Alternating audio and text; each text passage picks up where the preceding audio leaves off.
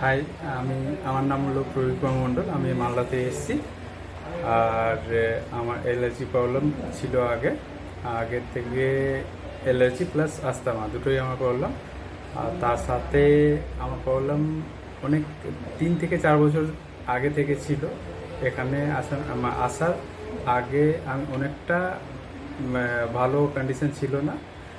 Breathing প্রবলেমটা আমার হয়ে যেত। এখন মেডিসিন খাওয়ার পরে 3 মাস 3 থেকে 4 মাস আগে আমি এখানে এসেছি, যার মধ্যে মেডিসিন আমার চলছে। আগে থেকে আমি অনেকটাই রিলিফ পাচ্ছি।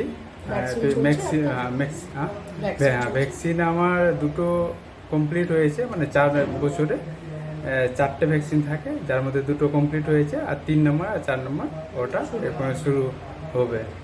তো আগে থেকে ভ্যাকসিন না, বন্ধ নেই। মেডিসিনটা 3 মাস যেটা ছিল ওই কোর্সটা আমার কমপ্লিট হয়েছে।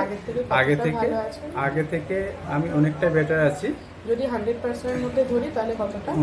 50 থেকে 60% আমি রিলিফ আছি। আর যার মধ্যে এখন রেজাল্ট অনেক অন্য জায়গা থেকে আমি এখানে অনেকটাই ভালো পেয়েছি রেজাল্ট। Thank you.